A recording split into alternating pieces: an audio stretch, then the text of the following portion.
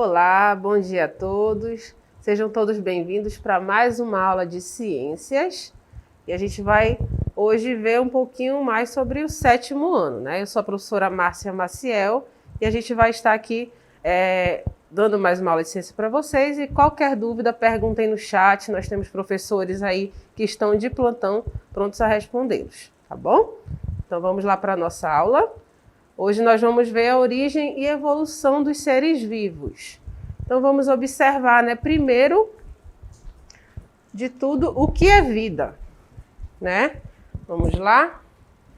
O que é vida para vocês? Então a gente tem aí, se a gente for pensar, né, é um conceito bem abrangente, mas aqui a gente pode exemplificar, olha só, com um gatinho e umas rochas, né? A gente pode já observar aí quem tem vida e quem não tem, né? Temos aí o gatinho, né, representando aí um ser vivo, e aqui nós temos as rochas como um aglomerado ali de minerais, né, que está ali compondo a natureza, mas não possui vida, né? Então, o que será que vai diferenciar esses dois itens aqui, né? Esses dois, o gatinho e as pedras. O que a gente vai diferenciar? Então, a gente vai ver as propriedades, na verdade, as características dos seres vivos. O que vai diferenciá-lo da matéria bruta, tá bom? Então, vamos lá para a primeira delas, que é o metabolismo. Então, o metabolismo são reações químicas que acontecem dentro das células dos seres vivos, tá? Então, todos os seres vivos possuem células. O que não for vivo, não for considerado vivo, não tem célula, tá? Então, essa é a base daí dos seres vivos. E aí o que acontece dentro das células? O metabolismo. Então, no metabolismo, os nutrientes vão ser aproveitados, vai ser liberada energia para os seres vivos permanecerem vivos, né? A gente tem lá também a reprodução, vai começar dentro das células, né? Novas células vão se formar a partir de células pré-existentes, tá? Então, isso tudo são características dos seres vivos. Então, a primeira delas é metabolismo, tá? A segunda é o movimento. O movimento a gente pode ver aí como exemplo o girassol. Então, os seres vivos realizam o movimento, tá? Então, no caso do girassol, ele fica sempre virado em busca da luz solar, tá? Então, conforme o sol vai ali mudando, né, desde que ele nasce até ele se pôr, o girassol ele fica seguindo o sol, né? Ele fica mesmo ali perseguindo o sol para ficar sempre virado para o sol, tá? Então ele passa o dia assim, quando o sol se põe, né? Na verdade, quando o sol nasce até o sol se pôr, o girassol ele reage ali, ele se movimenta para ficar sempre buscando a luz solar. Então, o movimento é uma característica dos seres vivos. Outra característica que a gente vai ver é a reatividade. Então, os seres vivos conseguem reagir ao ambiente em que vivem. Então, se a gente está num ambiente quente, como o exemplo dessa imagem, um ambiente bem calor, nosso corpo vai começar a suar, né? Começa ali a tentar diminuir a temperatura do nosso corpo para que a gente não fique prejudicado ali pela luz solar e pelo calor. Outra coisa também é quando nós estamos em um ambiente frio, nossos pelos ficam mais eriçados, né? E ali os músculos ficam tentando buscar gerar calor para o nosso corpo, para que a temperatura do nosso corpo não baixe muito. Então, são várias características aí de reatividade que o nosso corpo tem, nosso corpo humano, e outros seres vivos também têm.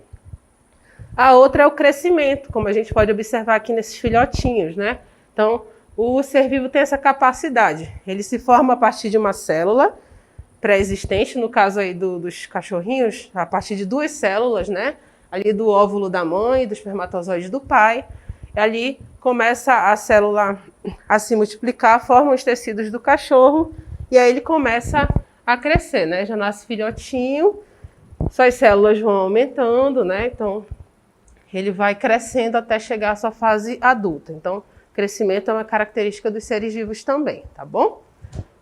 Outra característica que a gente vai observar é a reprodução, né? A gente já falou aqui do crescimento, então a reprodução também faz parte dos seres vivos. Ele tem capacidade de se reproduzir, né? Sendo com o auxílio de outros seres vivos ali da mesma espécie, sendo também de uma forma assexuada, né? Isso aí a gente vai ver mais lá para frente, tá? Então, o ser vivo tem a capacidade de se reproduzir e também eles se organizam, tá? Eles são organizados. A gente tem ali os seres vivos, as suas células, né? Tem ali a organização primeiramente ali em tecidos, em sistemas, né? Tem a partir dos órgãos. Tem a organização também em espécie, gênero, né? Até chegar em uma grande população. E a gente vai ver isso mais lá para frente também. E falando tanto de células, vamos observar aqui, olha só, que todos os seres vivos, como eu havia falado para vocês, são formados por células, tá? Então, por isso diz que elas são a unidade básica da vida. Então, todo ser vivo possui uma célula, né? Possui uma célula ou muitas células, tá? Então, aqui a gente observa nessa imagem as células de cebola. Então, foi retirada uma camada da cebola, foi corado, tá? E aí o que aconteceu? A gente conseguiu colocar isso aí no microscópio e a gente consegue enxergar dessa forma, né? A gente observa aqui bem as células vegetais da cebola, a gente observa o seu formato, né? Um pouco ali, olha só. E aqui o núcleo que foi bem corado.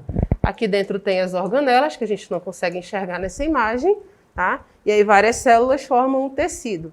Então, todos os seres vivos têm tem células, né? Então, tem uma célula ou milhares de células, tá bom? Então, é no interior das células que se realiza o metabolismo, como eu falei para vocês. E sempre as células vão se originar de células pré-existentes. E aí é onde está o DNA, o material hereditário dos seres vivos. Todos os seres vivos possuem esse material hereditário que vai ser passado ali para os seus descendentes, tá bom? Então ele já herdou esse material dos seus antepassados e está transmitindo esse material hereditário, no caso aí o DNA. Nessa imagem aqui a gente vê uma célula vegetal, né? Um esquema de uma célula vegetal. Observamos bem aqui a sua membrana. No caso das células vegetais, ela tem a parede celular, né? Que confere ali mais rigidez a esse tecido. E temos as organelas no interior da célula, tá? As células, elas são bem pequenas, minúsculas, né? A maioria delas, tá, gente? Então, a gente tem aí um pequeno esquema mostrando a diferença do tamanho das células. Então, a gente vai começar primeiro aqui com um átomo, né, de hidrogênio, com o seu tamanho. Então, aí a gente vai aumentando aqui o tamanho. Temos aqui a molécula de DNA. A bactéria é formada por uma única célula, tá? Aqui temos a hemácia, que é a célula vermelha do nosso sangue. Vocês podem observar aí que o tamanho é aproximado.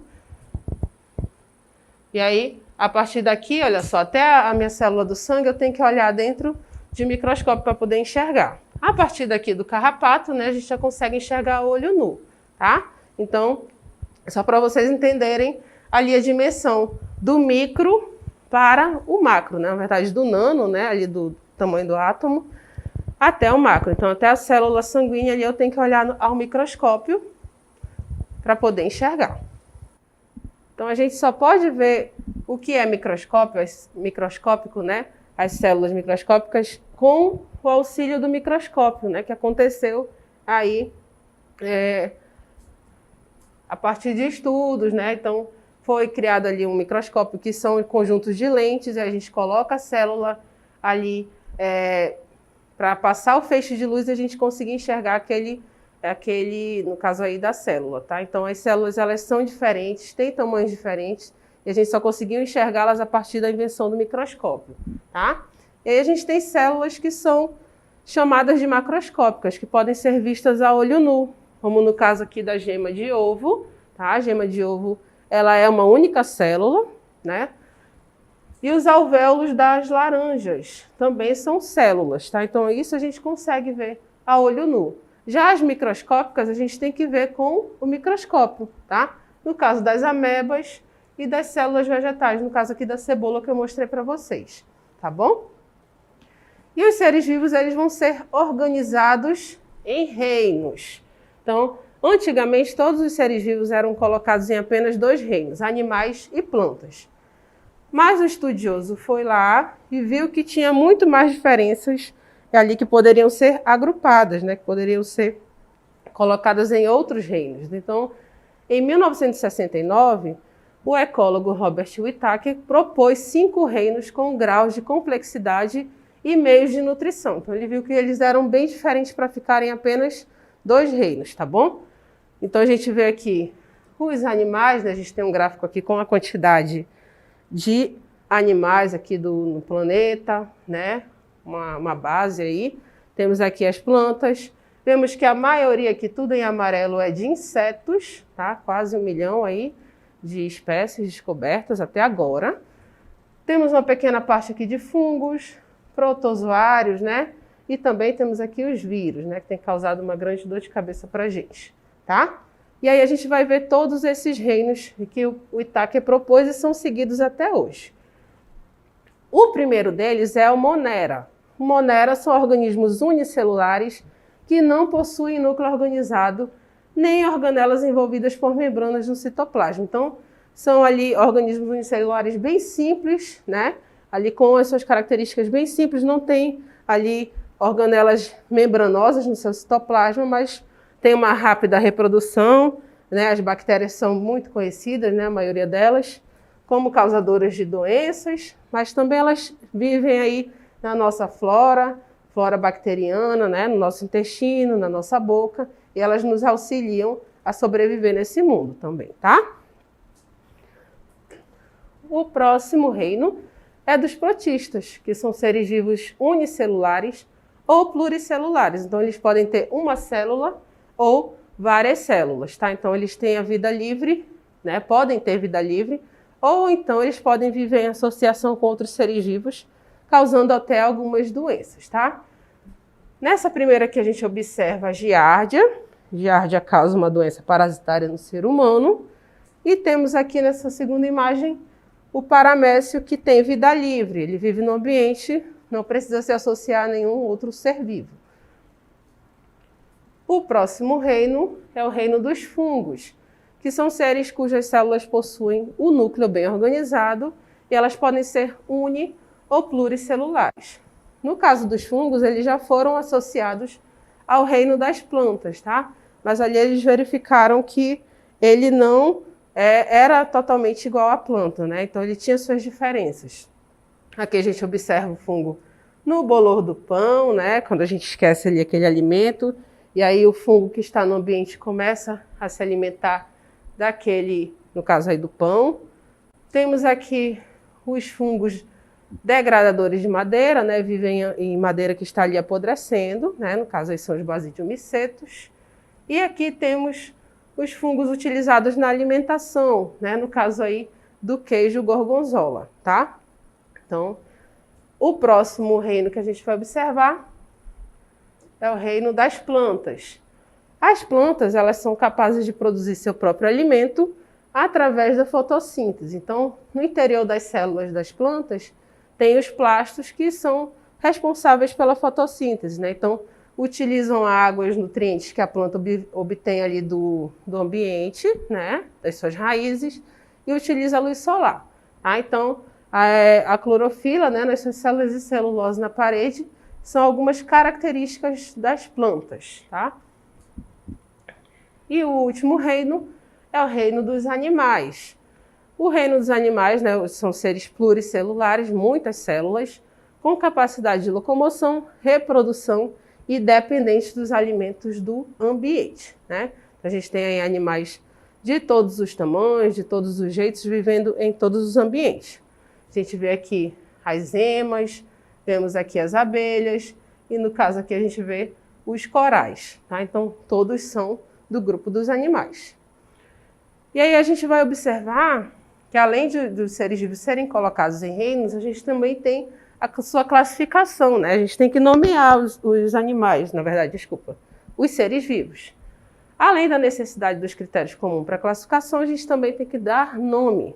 Então, em 1735, Linneu, tá? Você é íntimo aqui dele, propôs um sistema de classificação e nomenclatura que é usado até hoje. Então, a gente vai ver as regras para a nomenclatura dos seres vivos. Primeiro, a gente tem a classificação taxonômica, né? A gente viu aí os 5 reinos, e aí dentro dos reinos a gente ainda vai ter os filos, classe, ordem, família e finalmente o gênero e espécie, que é o mais conhecido, tá? Vamos observar a nomenclatura. Então a gente tem aí mais de 1 milhão de tipos de seres vivos, por isso a gente precisa nomeá-los, classificá-los segundo as suas características, né? Como se a gente estivesse ali no supermercado. A gente vai para a seção de congelados, vai para a seção ali de enlatados, né? Então a gente tem que saber para onde vai. Muito bem. Como é que a gente vai nomear os seres vivos? Temos aí a proposta por Linneu, né, que desde 1735 é usada até hoje. E aí, cada ser vivo ele vai ser identificado por seu gênero, seguindo de sua espécie. Então, temos como exemplo aqui o Homo sapiens, né? Temos as seguintes regras. Os nomes científicos são escritos em latim, tá? Ela é uma língua considerada morta, mas é porque ela não é mais sujeita a alterações. Ela era muito utilizada antigamente e hoje nós utilizamos aí apenas, utilizamos mais para nomear os seres vivos, tá? Então, como a gente pode entender isso aqui falando a língua portuguesa, mas também uma pessoa que fala inglês, japonês, vai utilizar essa mesma linguagem em latim, tá bom? A outra regra é que devem ser escritos com algum tipo de destaque, né? A gente tem ali itálico, sublinhado ou negrito. Outra regra, são formadas por duas palavras, que é a nomenclatura binominal. Primeiro vai indicar gênero, e a segunda vai indicar a espécie, como o Homo sapiens, que a gente mostrou ainda há pouco, né? E aí, como eu estou escrevendo aqui à mão, eu tenho que dar um destaque, eu vou sublinhá-lo, tá bom?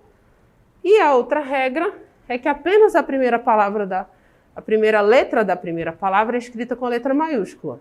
As restantes são com letra minúscula, tá? E aí, inclusivamente, a primeira letra da segunda palavra. Então, a espécie sempre vai ser escrita com letra minúscula. E não vão receber a acentuação gráfica. Então, são basicamente essas regras aí de nomeação dos seres vivos, tá? Então, para a gente nomear, na verdade, eu não posso nomear aí da minha cabeça, né? Então, temos aí uma grande quantidade de estudiosos que fazem ali uma reunião anual que vão verificar as novas espécies, novos gêneros descobertos para nomeá-los e aquele nome ser conhecido pelo mundo todo, tá? Então, se eu uso aquele nome gênero, espécie aqui no Brasil, eu uso também no Japão, no Canadá e em outros ambientes, tá bom? Agora a gente vai para a nossa DLI. Então, façam aí com calma, leiam, qualquer dúvida, perguntem dos nossos professores.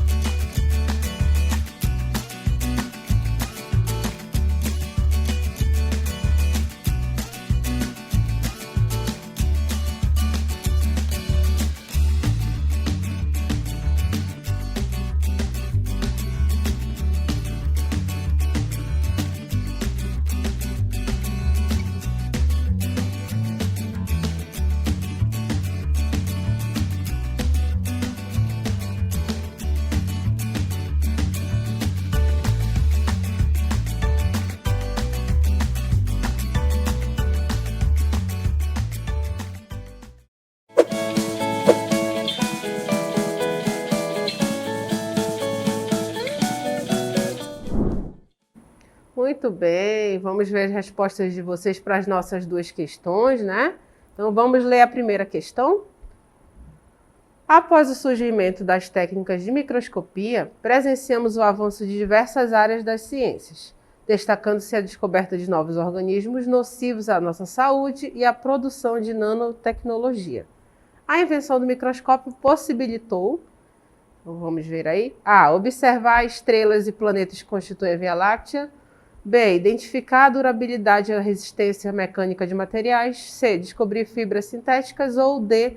Compreender melhor as estruturas celulares e suas funções no organismo humano. Então vamos ver as respostas dos nossos alunos que a gente selecionou. Vamos lá ver o que vocês marcaram, né? Então temos aí a Rachel, acho que é Raquel, não sei. Marcou a letra D de dado, né? Então vamos ver, a Ana Sofia também colocou a letra D, né? Então, Emily também colocou a letra D de dado. A Maria Eduarda também colocou a letra D de dado. Então, estão todos unânimes, né? O Lucas também colocou a letra D de dado. Muito bem. Então, todos acertaram aí a nossa primeira questão, né? Então, com a invenção do microscópio, a gente teve aí, a gente conseguiu visualizar as células, né? Coisas microscópicas. A gente conseguiu observar as células, dentro das células, e o funcionamento delas. Então, o microscópio permitiu que se pudesse ter acesso ao mundo invisível, que era invisível para a gente antes da sua invenção, né? Ao olho nu. Então, a gente pôde compreender melhor as estruturas celulares, as funções no organismo, além da descoberta de outras espécies microscópicas, né? Como eu falei para vocês, tem seres vivos que são compostos de uma única célula, então a gente nem sabia que eles existiam porque a gente não enxergava antes do microscópio, né? Vamos para a questão 2 agora, vamos ler. Os nomes científicos apresentam algumas regras que devem ser seguidas no momento da escrita em um texto. Observe a seguir o nome científico do cajueiro e marque a alternativa em que todas as regras são obedecidas. Então, o nome do caju, né? Anacardium occidentale, então a gente vai observar a sua escrita aí. Na letra A, os dois estão com letra maiúscula, né, o gênero e a espécie. Na letra B estão os dois com letra minúscula e em itálico. Na letra C a gente tem aí o primeiro com letra maiúscula, o segundo com letra minúscula, sem ser em itálico, sem destaque. Na letra D de dado temos aí o primeiro gênero com a letra maiúscula, o segundo com a letra minúscula e eles estão em itálico. Na última, na letra E, a gente vê os dois com letra maiúscula e em itálico. Então, vamos ver aí as respostas dos nossos alunos. O que vocês acham que é a resposta correta para a nossa segunda questão?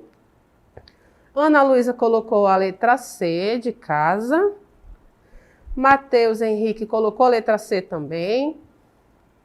Maria Júlia também colocou a letra C. Sebastião colocou a letra D de dado. O Arthur colocou a letra C. Então, a gente tem dúvidas aí nessa segunda questão. E a Larissa colocou a letra D de dado. Então, está entre a letra D e a letra C, tá? Então, a resposta correta para essa questão é a letra D de dado, tá? Então, o nome científico deve estar em itálico ou destacado de outra maneira no texto, né? Pode ser sublinhado também.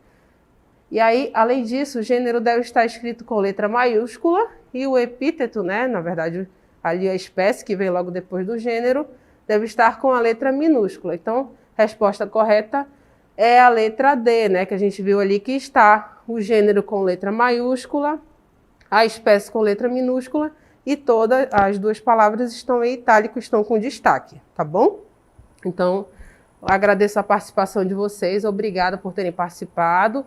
Infelizmente, a gente não consegue falar o nome de todo mundo, né? Mas a gente está sempre vendo as suas respostas. Então, agradeço a participação e até a próxima aula.